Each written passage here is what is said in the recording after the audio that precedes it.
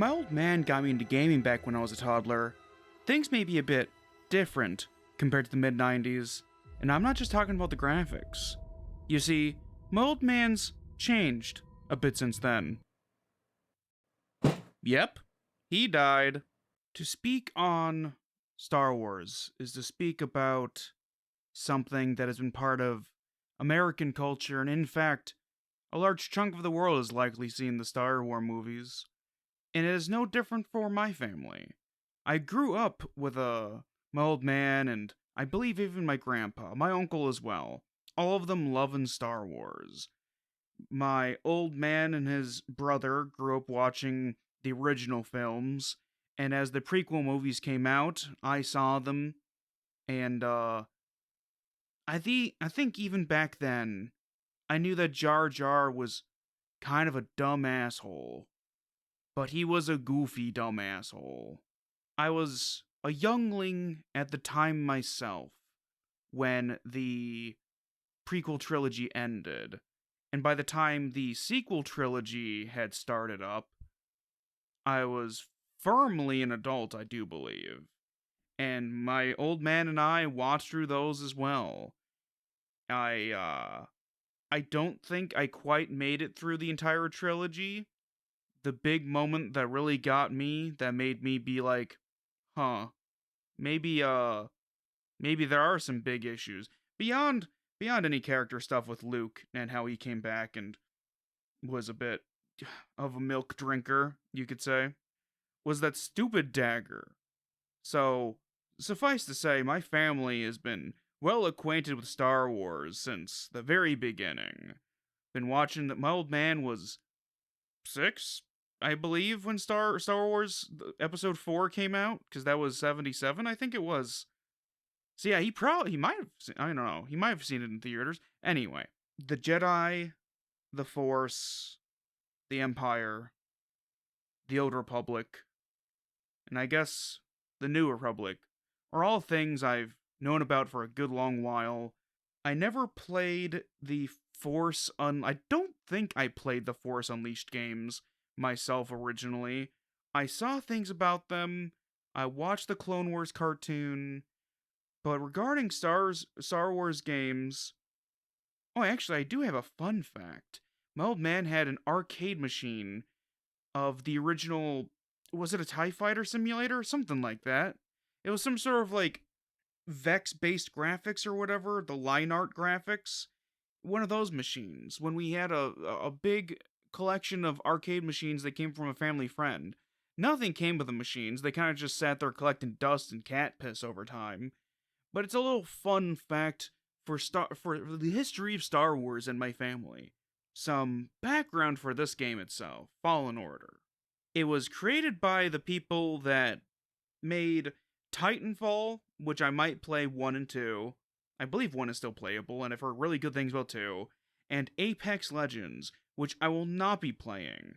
My old man, I do believe, enjoyed big robots, but Apex Legends is online multiplayer shooter, sort of like hero shooter, and that's not something that either of us would have been interested in. But big robots, big friendship. Actually, was Titanfall 1 multiplayer only? I might only play Titanfall 2 if that's the case. But that is where this game came from Respawn Entertainment. And what's even more surprising that they've gone so far out of their wheelhouse, besides the fact that I believe in Titanfall you can do wall running like in this game, is that it was published after EA had said that they were done with single player games. They were all in on multiplayer for the most part, excepting, of course, the games that they had already planned on putting out that no, I think that was probably around the time that Veilguard, because this came out, what was it, 2018, 2019? And so Veilguard, which finally came out after multiple resets, basically, because Andromeda was what, 2016, 2017? So yeah, this game was smack dab in the middle of a time when they had given up on trying to do single player games and were trying to do stuff like Anthem, which didn't do well. And from memory, it drew resources away from the production of Andromeda, which made it be what it was. Veilguard is another story entirely. Not even sure if I'm going to cover that game eventually, but I might. But this game helped show that, indeed, single player games, on top of being good, can also be profitable. And so it did get a sequel. I'll probably play the sequel eventually. But we'll find you'll hear soon why that's going to be a much later thing. Beyond the fact that I don't own it yet. The inspirations for this game, and I could feel some of these already, right? It's some of them are pretty self-evident, but Metroidvanias in the sense that you need to get abilities and then backtrack to other areas in order to get to new areas, like sub areas of those areas, because this game is based around planets, but you can't unlock all of a planet until you have all the abilities. Plus, there's secrets. So that's pretty evident. I got the feeling of that as soon as I realized, as soon as I was playing early on in the game, I was like, oh, I'm gonna be like wall running. Like I can already see where I'm gonna be wall running. Oh, I'm probably gonna get push and pull and some other cool stuff. Another core aspect of the game, and this was instant as soon as I saw any gameplay and the way it functions, it's a souls-lite. It's like a Souls game, but it is light in comparison. You die, you have to you respawn at basically a bonfire, a meditation point, and then you can go get your XP, which was lost to the enemy that killed you, and you just smack them and you get your XP back. And so that's an interesting way to take on it. I played on the whatever the default difficulty was because I generally do that with new games unless I'm well versed in a game and its genre, in which case I'll play it at a higher level. Like when I eventually cover New Vegas, for instance, that's gonna be very hard difficulty. Fallout 3 probably the same. Maybe not Skyrim because, well, actually yes, Fallout 3 has the issue of bullet sponges. New Vegas slightly less so. But back to this. I'm gonna get distracted talking about other games. The third game that's a big inspiration, and I had a nagging feeling as soon as I was like, oh, you pick up stuff like a weirdo and you chuck it, or you put in other stuff. I'm like, man, this is Zelda. This is a puzzle adventure game, and I loved it. It doesn't from what I can tell, it didn't directly say this, but Indiana Jones type stuff, and by extension, because it's inspired by Indiana Jones type stuff, the Uncharted games, which I do want to eventually play on the channel, they're not ported to PC, so I'll have to either get creative or I have to find a way to record. I do believe I have a capture card sitting around here somewhere. I just don't remember if I have the Uncharted collection on the PS4. We played it on the PS3. We played 1 and 2, I believe. Or at least I did. I think it was more so me than it was my old man. The major themes of this game, going into it, I knew it was going to touch on some things that were meaningful to me because I came from a family with generational trauma. Uh, probably going back beyond even my grandparents, and they're a major source of the problems for the family. My old man wouldn't have turned to drugs like he did if it wasn't for the abuse at the hands of his mother. This game deals with the trauma that comes from surviving violence. As you can imagine, and I guess I have to say it now, spoilers for this game. I'm just going to talk about it at length. Spoilers for a lot of things, actually. If you're sensitive to spoilers, probably don't continue this video. I don't believe I've really spoiled anything quite yet, but this game takes place 5 years after Order 66 was executed. Cal Kestis, at the time, was a young Padawan. I believe he was around the age of 14 or so, maybe 13. And he dealt with it as it was happening. He was a survivor of it.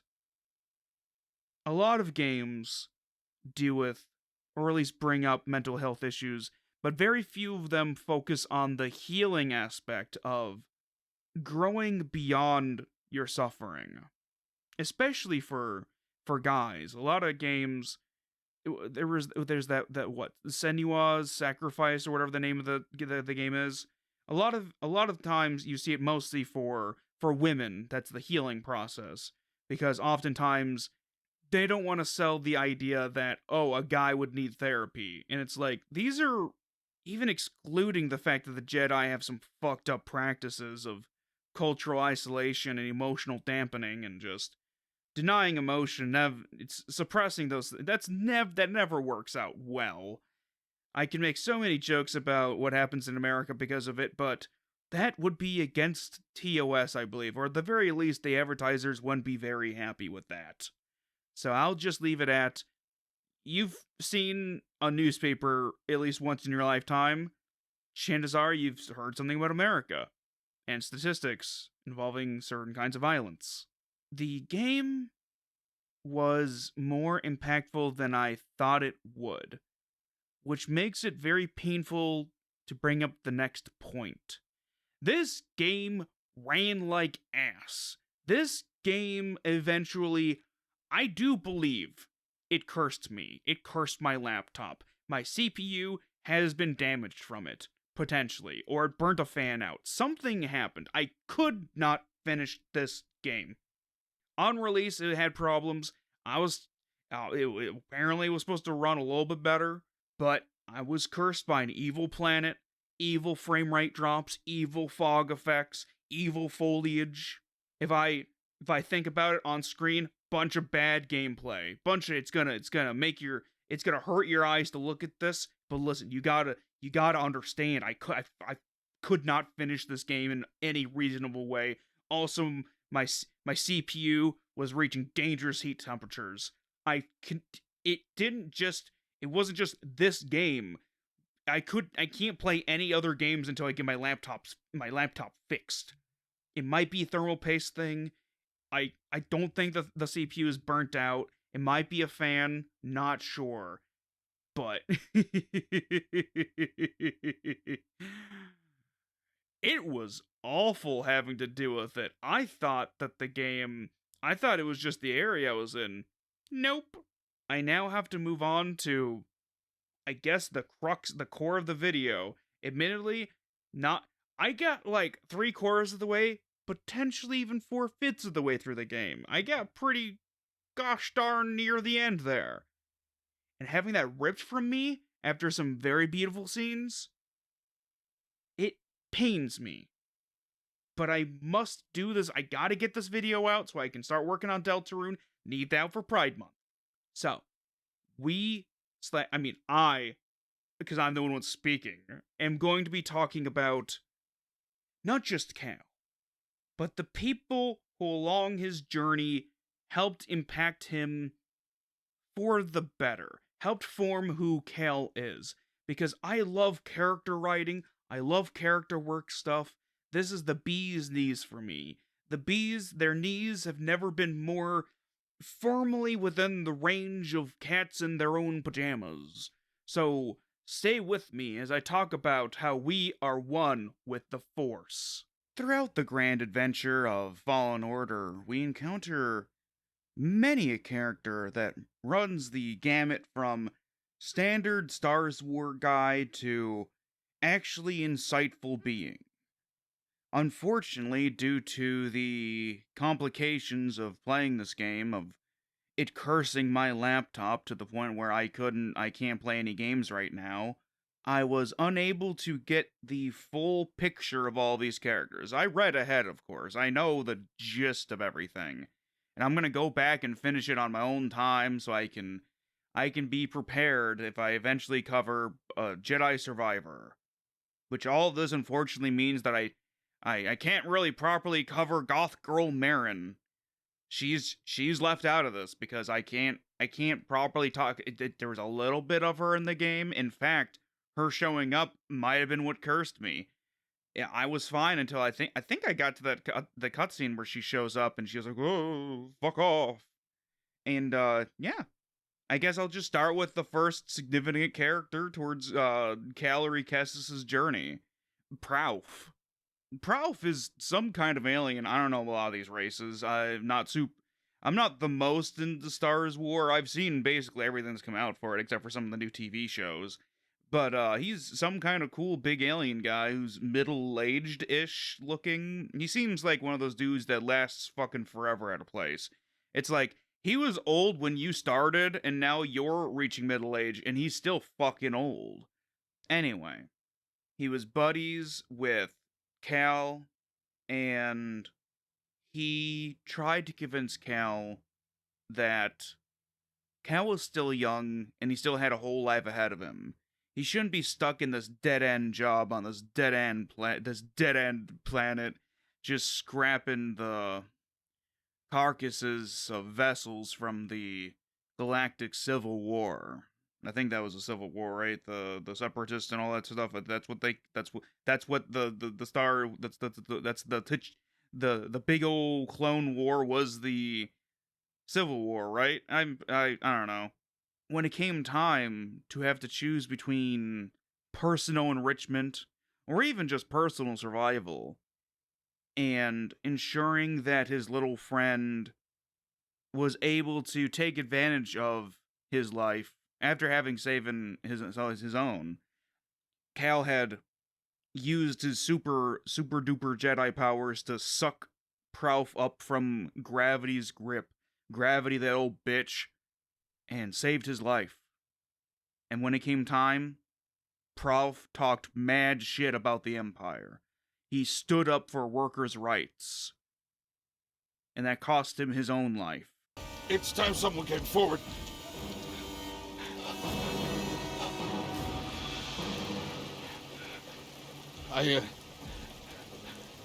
I've been working on this heap a long time. Way before the war. We refit and rebuilt ships. Best in the galaxy. Then came the Empire. And engineers became scrappers. The workers,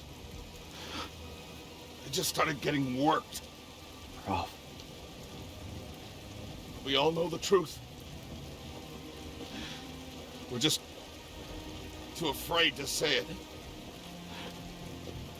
To the Empire, we're all just expendable. Yes, you are. No! Look at this. A lightsaber.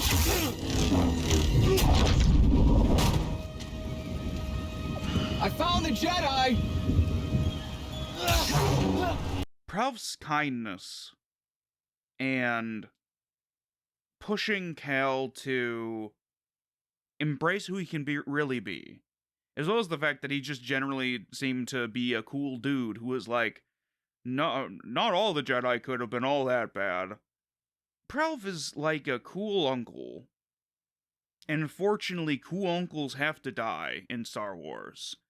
As soon as he started talking cool shit, and Cal was like, "Shut the fuck up, dude," I was like, "Oh, this is gonna be the Obi-Wan." As I said before, spoilers for things like Star Wars, Obi-Wan Kenobi. He becomes a ghost. he just he I'm just picturing the scene where his special effects were kind of very basic back in the day, so he just kind of became an empty fucking robe. Didn't Darth like poke it a little bit to see if he was in there? I can't remember. It might have been an edit. Anyway, on to the next character, who is the biggest influence for Cal. His trauma is rooted to a degree in the survivor's guilt that comes from his Jedi Master, Jaro Tapal, who, from what I read ahead, when I was reading ahead about this game, they made him sound like a real hard ass. But when I was playing through it, I'm like, he's not all that strict. He's like rather supporting. And he's just like, I know you can. He's like a personal trainer. He's like, no, do it again. I know you can do it. And having come from a background of excessive poverty, of falling victim to poverty, and just my every parent I've had just generally being pretty shit at most things.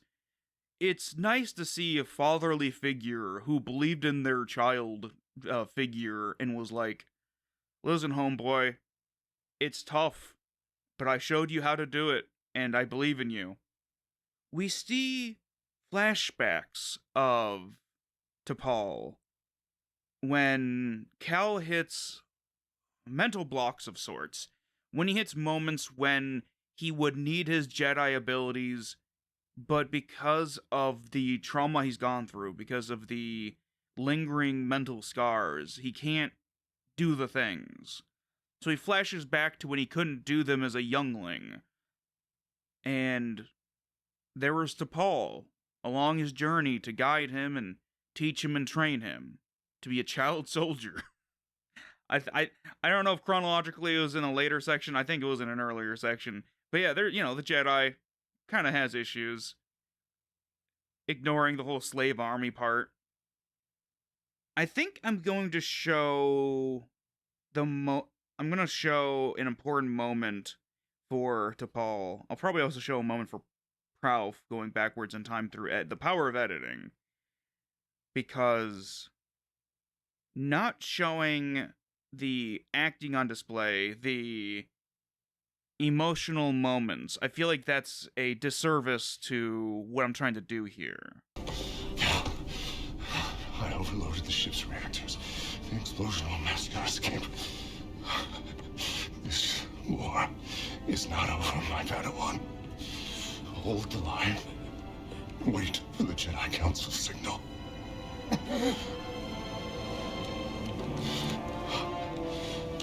Remember, trust only in the Force. Yes, Master.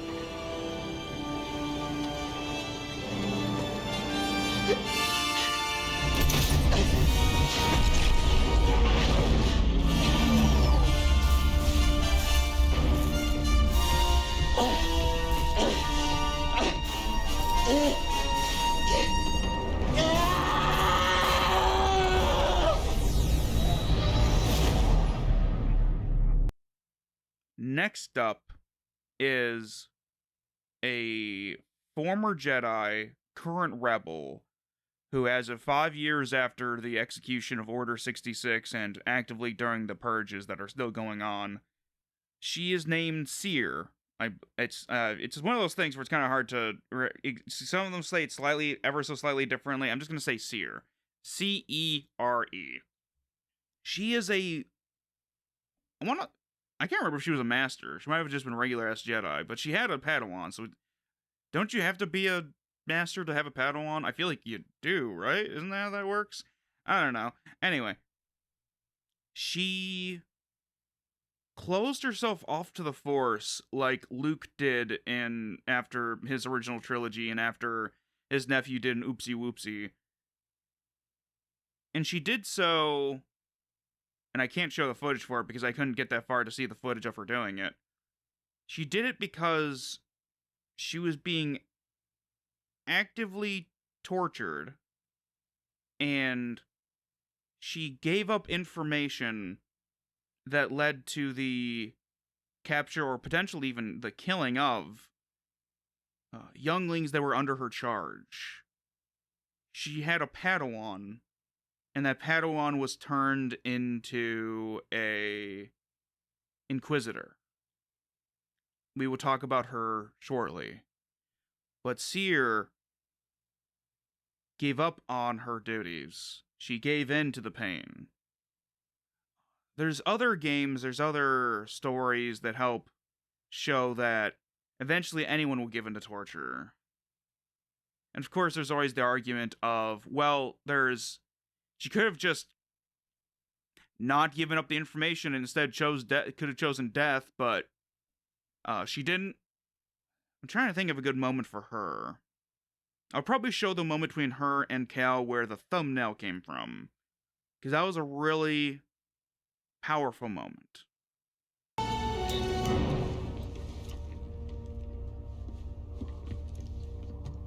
What happened? Did you find the tomb?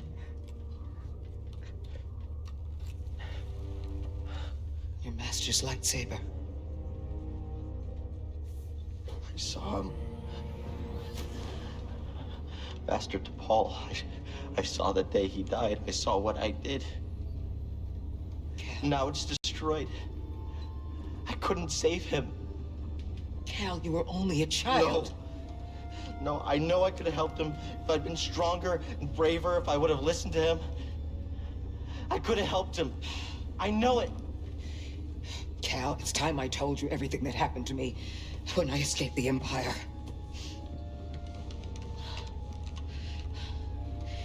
They brought Trilla in the room. And when I saw her eyes, they showed me what I had caused. She was an inquisitor. And something in me gave. And I lost all control. And I tapped into the dark side.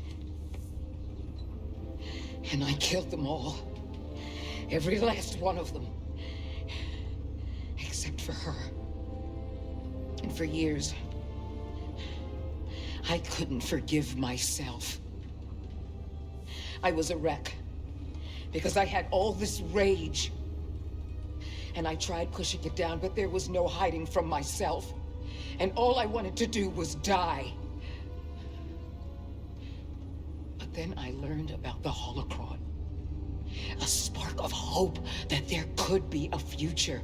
That we could move on. Get up.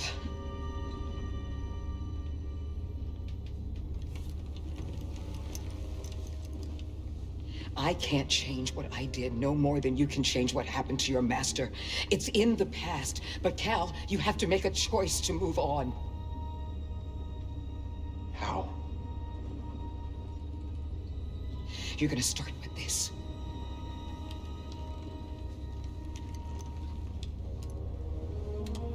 You are going to build a new one.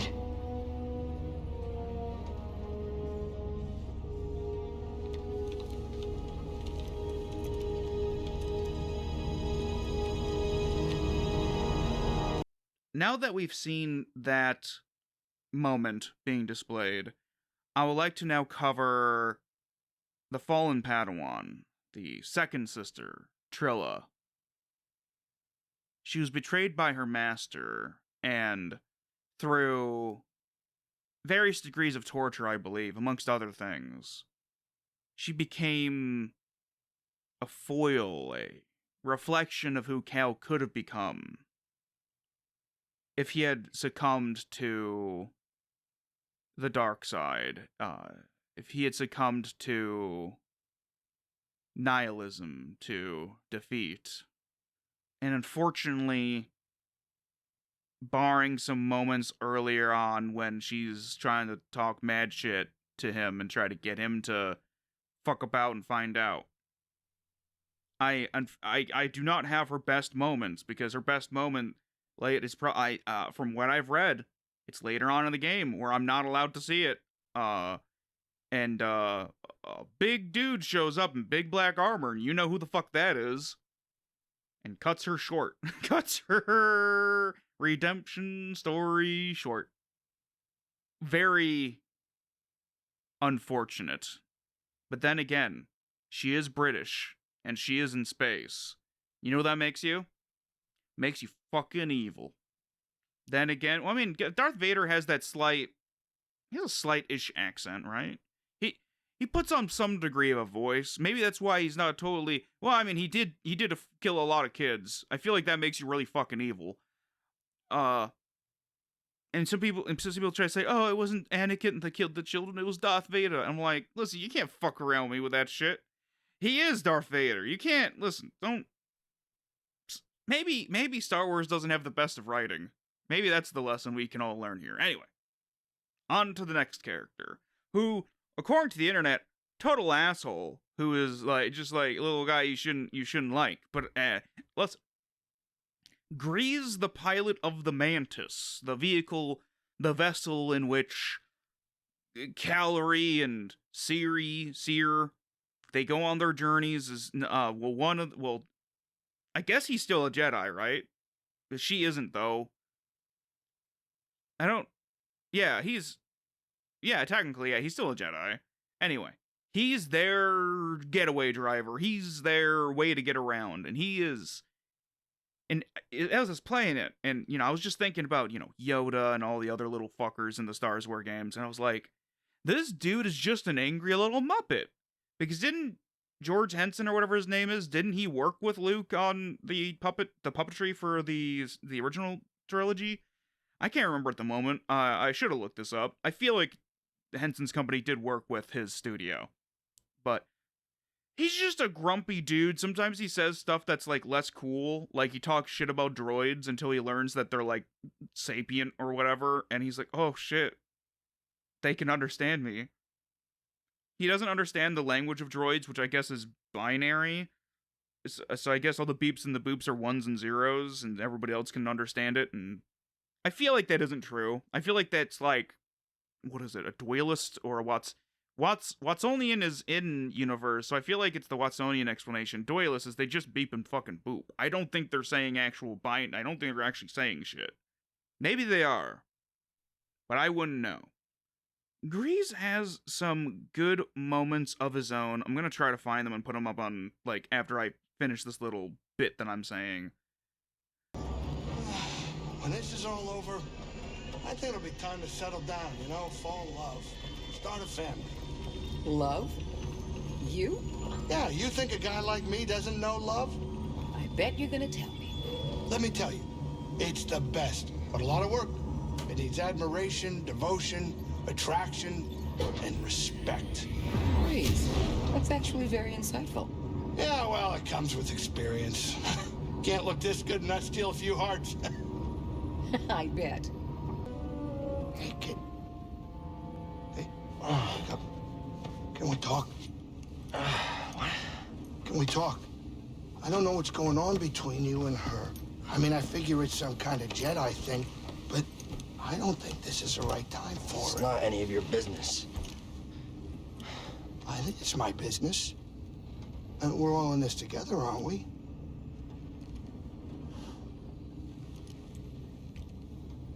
Hey, Cal. I made a mistake. And I almost got you killed. I'm sorry. I mean, we all make mistakes, right? Well, maybe not you. Hey, why don't you cut her some slack? I'm not saying do it for me, but you two are the best thing that ever happened in my life. Before you came along, all I cared about was a tight hand on a stiff heater. That's a game term. I know what it is. Cal, life's not a game.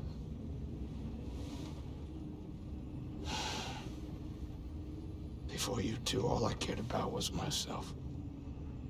Easy money. Now it's different. He is a more normal take on things in the setting, unrelated to the Force stuff going on. He is just a regular dude, though, I mean, he is, like 4 foot tall and has 4 arms? Apparently he's a good cook, though he should watch out for his salt intake.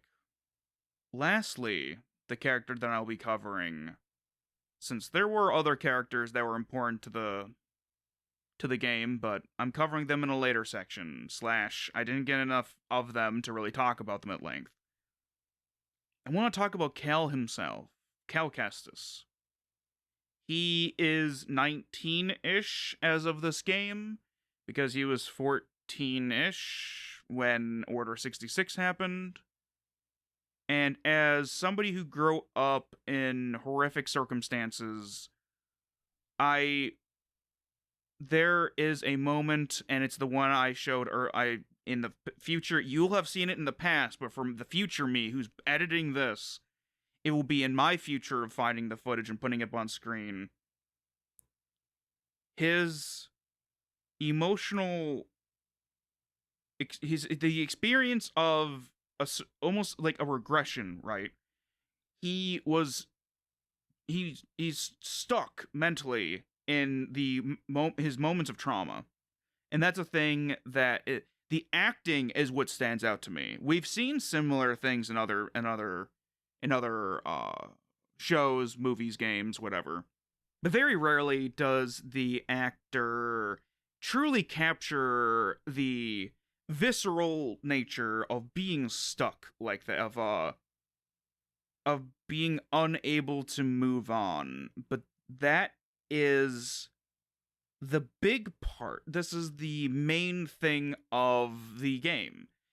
And as I keep mentioning, I unfortunately can't dive super deep into it with all the cutscenes and stuff. But this game is about recognizing the trauma you've been through and then learning to heal and move on. Some of the wording can be a little less than ideal because you can't simply just move on from the horrors that you've experienced, but you can't heal without choosing to let it happen, without opening yourself to it. And part of that, because it's a Star Wars thing, is that he needs to heal his connection to the Force. I'm going to go into more detail with the Force, my thoughts on it, some of the interesting things from the game regarding the Force. That is going to be in the next section. Discussions of the Force are always a bit complicated due to a combination of the lore not being consistent, Lucas being unchecked and not quite remembering his own writing at times, but also because of differing approaches to things like spirituality and the like, which is something that was kind of brought up by the game. I find the division between the Jedi and the Sith, the way that it's formatted, to be overly simplistic for my tastes. The strict dichotomy of good versus evil is sort of bland. It's not very interesting. What's more interesting, though, is the idea that each planet, each culture would develop its own connection with the Force, its own understanding of the Force, its own interpretation. Something that can be multifaceted in that nature is far more interesting to me. The Night Sisters, for example, are, from what I can tell, I've read a little bit, is that they're generally dark aligned. But I've heard that there's some degree of light stuff in there, but at the same time, they don't fall prey to it like a lot of the Sith do. There's been running jokes among some YouTubers I've watched before that, and as well as just in other places online, that the Force makes you into a fucking moron. And that does kind of make a lot of sense in terms of, like, how people behave when they become more powerful with the Force. They're generally dipshits. But that's more of audience picking up on stuff that isn't quite, probably not intended. But it's so fascinating to see the different interpretations, because you have the Night Sisters, right? You have their magics with a K, I believe it is. And then you have the Zepho, an ancient fallen people whose understanding of the Force is the life wind, I want to say they call it, the life wind. Their temples generally being about praising it or understanding it, things of that nature. Although they have that one temple for that one asshole. I can't remember if he was on, was that the one on Kashyyyk or the one on Dathomir? I can't quite remember. But from playing it, from experiencing Cal's journey, the Force, I mean, if we look at the real world inspirations, a lot of Eastern mythologies, I believe there may have been some degree of Kabbalism, but I'm less certain about that. But the interconnectivity of everything how things relate to one another. That seems to be the core thing that the Force is, uh, both in form and in practice, because the usage of the Force for the magical effects that people do is impacting reality, be it pushing things, pulling things. Lightning's a bit different, but it seems like it's mostly Jedi shit. Is like it's all altering the physical reality. I'm not quite. I assume because of things like the lightning that it defies laws of thermodynamics and like it just makes shit. Apparently, when Darth the Vader, when he's smacked or grabbed, I think he just kind of tanked it. But when he got shot that one time in what was it? Han Solo shot him, and he just yanked his fucking blaster away from him. I think that was who. Anyway, the there's two lore explanations. One is that it's fucking made of Beskar, his hand. Though they then had to retcon it so that fuck, what's the Fett? Django. Django is the original trilogy, right? They had to be like, actually, his Mandalorian armor isn't actually Mandalorian. But then, as of the new Mandalorian show, it is Mandalorian again, right? It's made of Beskar steel or some shit. I think it is, right? Anyway, like I said, lore is kind of a fucking mess when you just sign off on a bunch of books being written without your input. One way to interpret it is in the because it's the interconnectivity, right? And one of the things that can connect people beyond the hate or the pain and such that the Sith derive their powers from, though it's more internal, is the external love that we can feel. Though it could be also argued that the internal, if you love yourself, you need to learn to love yourself in order to fully grasp the Force. Of course, that being twisted in regards to the Sith. I mean, the Jedi. Cal had to learn to let go of his survivor's guilt. He had to learn to love himself again. He has to learn to trust and love others. And that, I think, is far more beautiful than the ancient dogmas of either the Jedi or the Sith. Both of them aren't the most well written, and I prefer more either sociological or individualized takes on these sorts of things. It would have been far more interesting if instead of the Jedi being a monolith of ancient traditions specifically, if there was degrees of things, right? If say the Jedi was just one of many in that sphere of thing. Maybe they're part of a larger alliance. The Sith could have. I mean, I've tried looking into what the Sith believe in. They just kind of don't believe in. It's just kind of just be an asshole because you're the bad guy, right? That's just sort of the thing that the Sith do from everything that has been on screen for the movies and such. I mean, the whole rule of two is stupid to begin with, but then you get into the fact that they can also have apprentices, and they're like, actually, they're fake apprentices because, oh, I'm actually gonna fuck them over later on. It's just like, okay, that sounds stupid.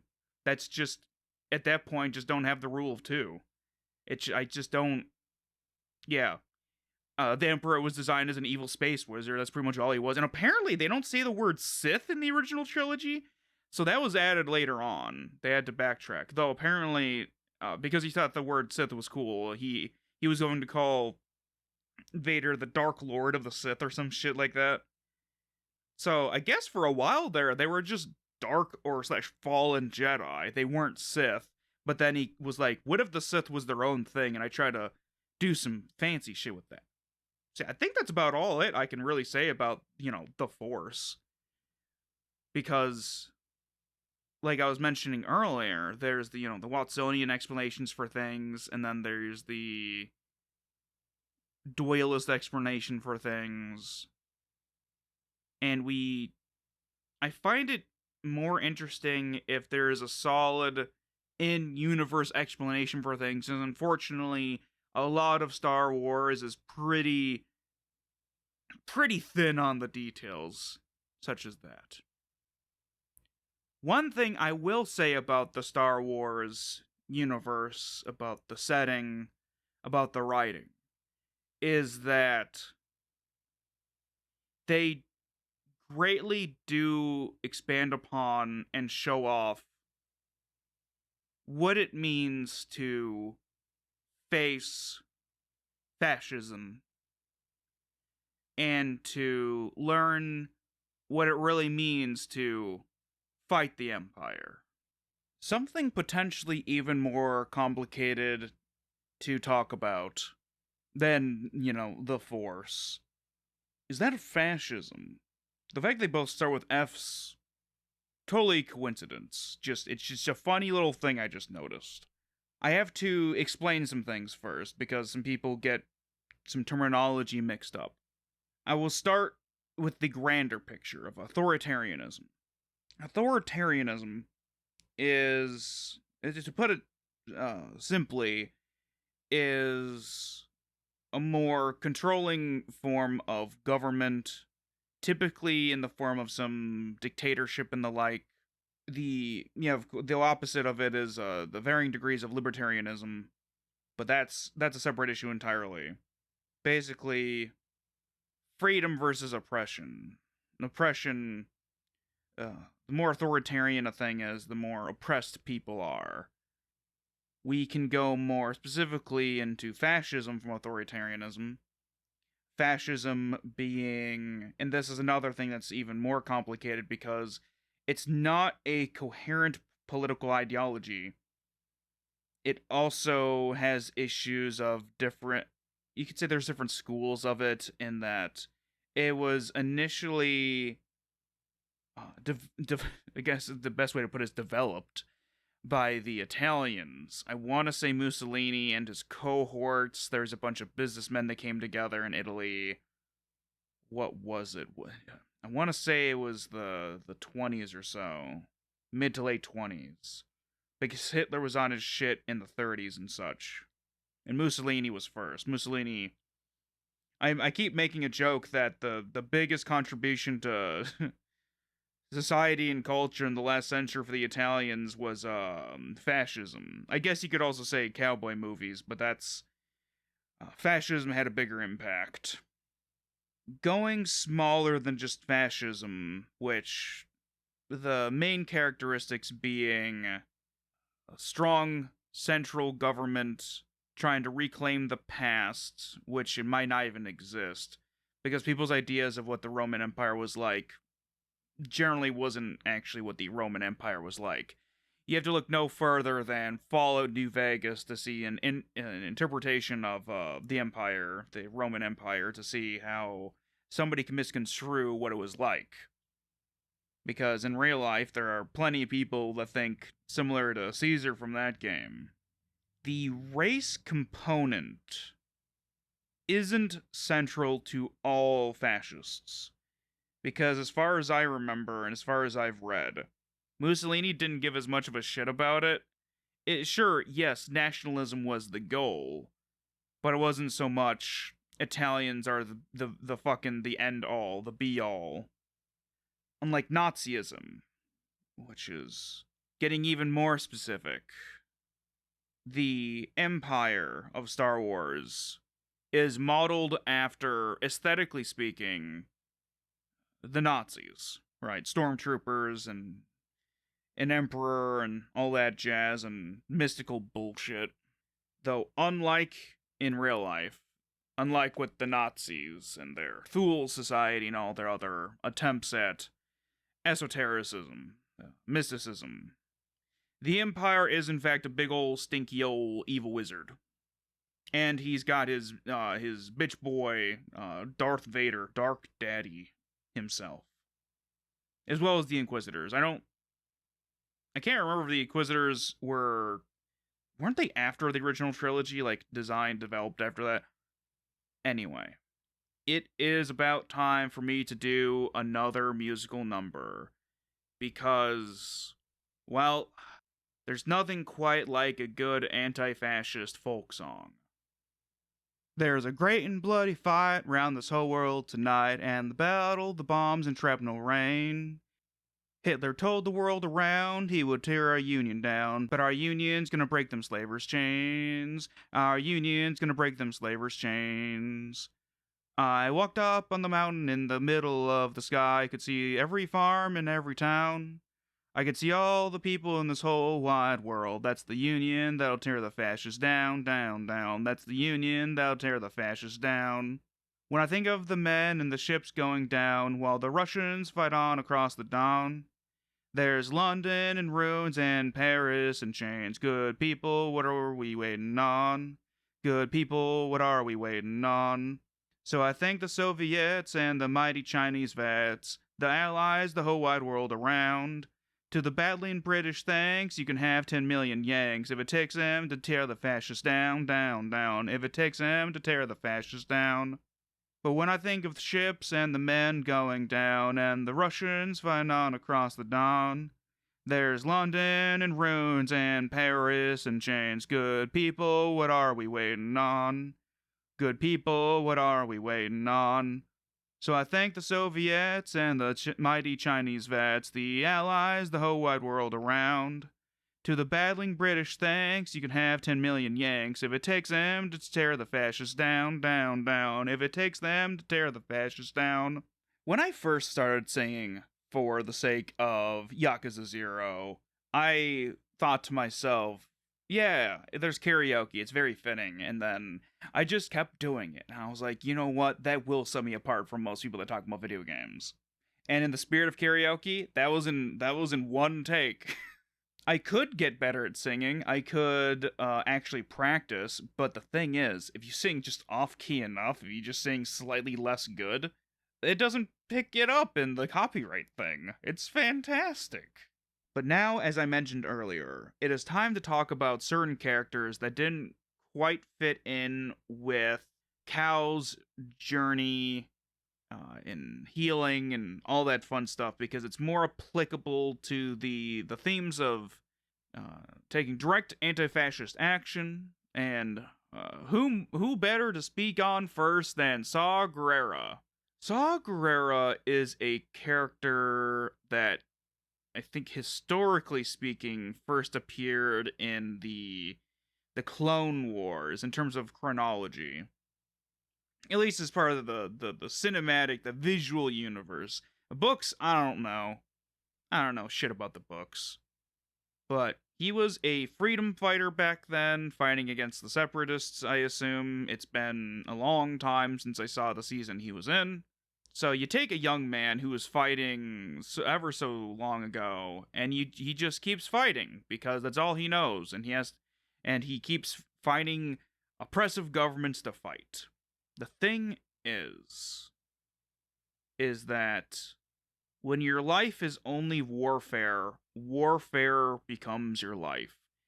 He has nothing to live for besides the eternal battle, both external and internal. We see him before he goes more mad, though, because they decided to. He looks old still. He just doesn't have his big, wild, graying hair like he does in his later appearances. Like in, I believe he shows up in Andor season 2, maybe, and he's also in Rogue One. Which did Rogue One bring him back from the Clone Wars? Or I think that's how that works, right? I can't remember. I don't know what season he was in Clone Wars. Anyway, he is, in terms of combat effectiveness and rallying troops, he is a good leader when it comes to getting the job done. But as I said, war is all he knows. He doesn't have it in his heart to keep something going long term. He can't build, he can only destroy. He is a victim of the darkness that the setting has, that it doesn't always touch upon directly. And like I said, he's been at this for a long, long time, and he'll continue this until he dies. I think he gets blown up by a big fucking laser, or something like that. That sounds correct. I think he goes out laughing, doesn't he? It's been a while. But he is the leader of the partisans, Or at least that's what he calls it. I think that's what he calls this group. Partisans are just people who engage in civilian activities against the government and stuff like that. Like, people fighting against the Nazis were partisans if they were just civil. I think that's how that works. If you're a civilian and you fight, you're a partisan or some shit like that. Of course, they also had, specifically the French, they had another term. I can't remember what it was, but Star Trek used the name again for some of their faction. Oh, fuck, what was it? I can't think of it at the moment. The Marquis, I think that was it. The Marquis. They were freedom fighters. They were resistance fighters. Moving on from Saw, though, is a character that had a lot of build-up, and this is one of the stories that had me tearing up. I'll start with what led to her, though. On Zepho the planet, there were colonists, people living there. Are you really just I don't actually know how they got there, because it feels like you're not really a colonist anymore if you've lived there for a while. The ancient Zepho have been dead for a long fucking time, so people eventually just found the planet, I guess, and just started living there. I can't remember what they said regarding that, but the Empire wanted resources, so the Empire relocated the populace forcefully, killing many of them. And you find traces of a family. Mother, father, and the child. The mother kept her child wrapped up in a blanket, and that's one of the things you can find in a cave. They also left behind their pack because they couldn't get out fast enough, and eventually you find that the father sacrificed himself as a distraction, and he didn't make it off Zepho. But you find the mother, Mariana, on Kashyyyk, helping to liberate the Wookiees as part of Saw Gerrera's forces. She had sent her daughter away to, I believe, her sisters, so the child's aunt, so that she herself could fight the Empire that had taken her home and taken the love of her life from her. She is just a regular person, probably a farmer or something, but she helps show that anybody can resist. Anybody can fight back. And it is one of the most human and touching and saddening elements of the story. Every time a child gets brought up in regards to violence in a game or a movie or something, it always impacts me more, having come from a family rife with abuse, and also just the failings of the government and society every step of the way. Lastly, regarding the rebels displayed in this, because I don't speak Wookiee, and the Wookiees aren't the most well covered. They're great fighters, but unfortunately, you catch up to a chief, and I don't even think he directly speaks to you, and he doesn't even get a cutscene. It sucked. I was super hyped to meet with Chief Dude, whose name I can't remember or spell, because the spelling of Wookiee stuff. Kashyyyk is spelled with like 3 fucking Y's. It's just fucking wild stuff. But the last character amongst the rebels, and one who does have the heart that is needed for working with others, maybe even building something, because her background as another thing of like anybody can resist, anybody can contribute to making the world a better place. She was a cartographer or something like that. But Mary Kazan, one of Saw's lieutenants, she ended up splitting from him to remain in Kashyyyk when he pulled his forces out. She understands the need to both do good and to get allies. Wookiees are good fighters, and the success of fighting the Imperials on the planet would bolster the efforts of other rebels. Gaining the Wookiees as allies is a turning point, a shining beacon that the Imperials can be fought, and with such a great group of allies on their side, it would bolster their forces. At this point, there was no united effort, no united front between the rebels. But in winning the hearts and minds, they can do far more than if they had left the Wookiees behind. It wasn't until the end of Rebels, I believe, right, that the rebels were truly a joined being ready to go to war. I think they were technically joined by the time of late in Andor. I still need to watch Andor season 2, but that's understanding that groups working together makes them stronger is something that we could all learn from.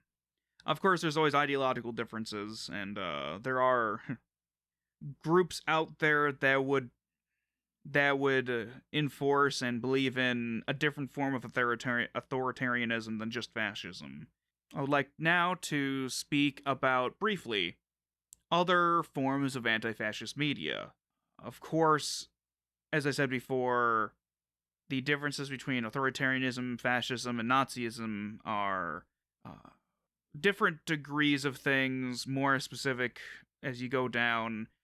I'll briefly go over what each thing would cover. Wolfenstein, you kill Nazis as some dude who fits the Aryan example. Nothing to it, nothing more simple than you kill Nazis, so that covers Nazis. You know who else also hates Nazis and also was made by the Star Wars guy? It's Indiana Jones.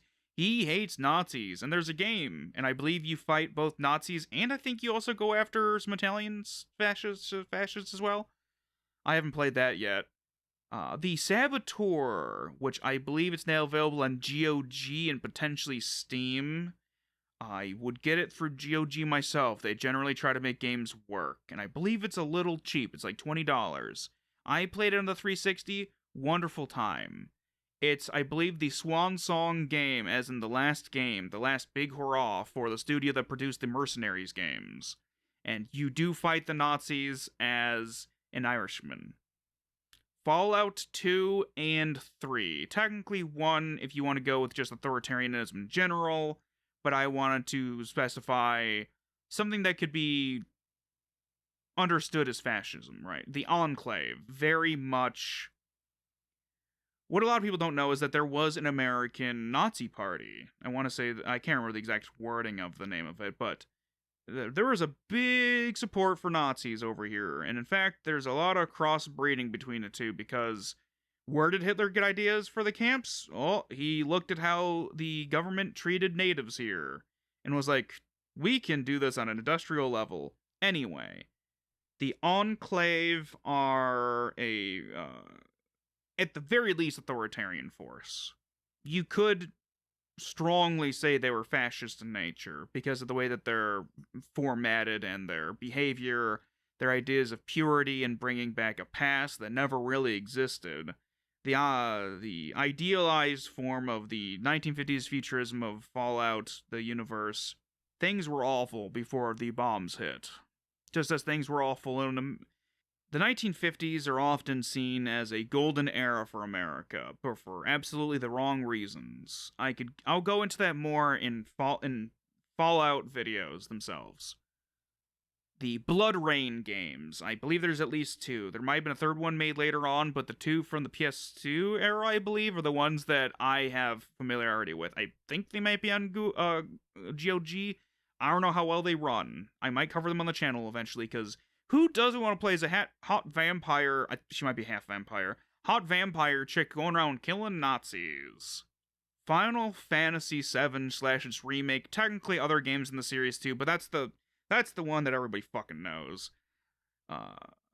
Shinra could be described as corpo-fascist in that they have the functionality. They're at least authoritarian. It's basically a company town. I can't remember the fucking name of the town in Final Fantasy VII. It's been a good gosh darn long time. What is it? Starts with an M, right? Midgar? Is that the city or is that the planet? I can't remember. Anyway,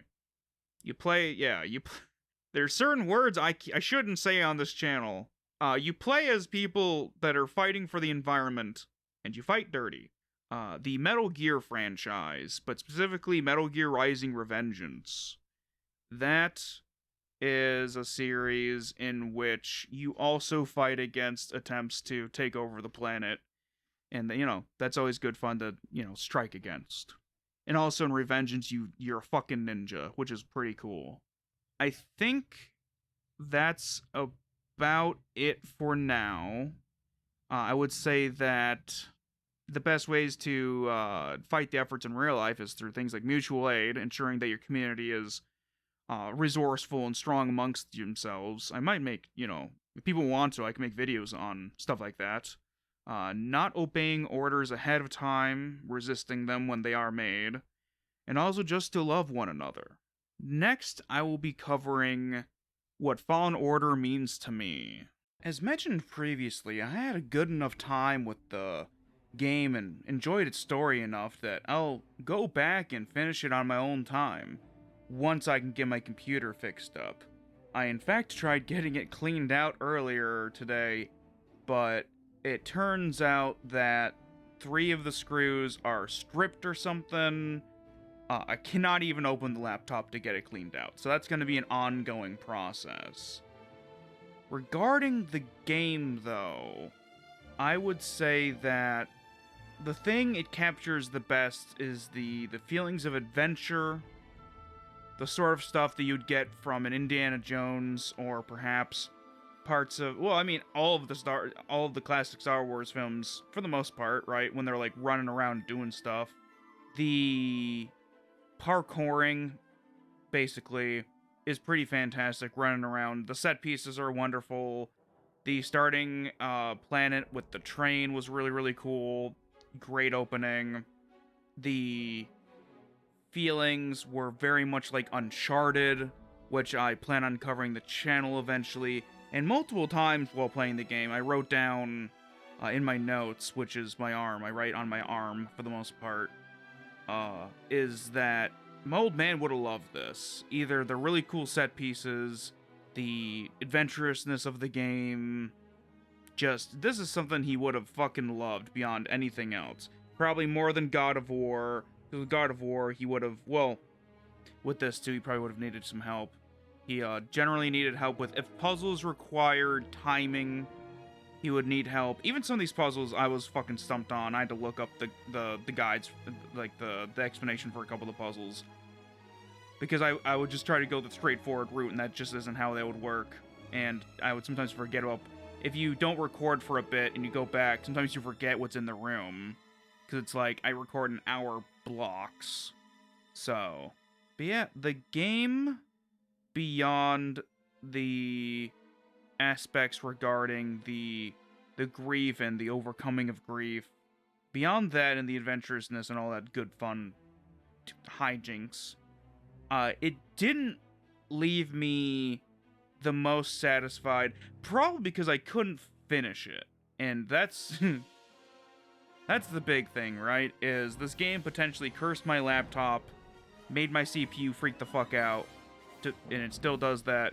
I guess that's about it for Star Wars Jedi Fallen Order, which is sort of a messy title. I don't know if I mentioned it yet, because this series is like Jedi and then like the rest of it, so it's kind of awkward to word it the way they have.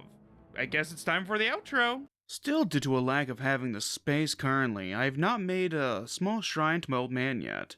So to the digital world, Calorie Kestis goes.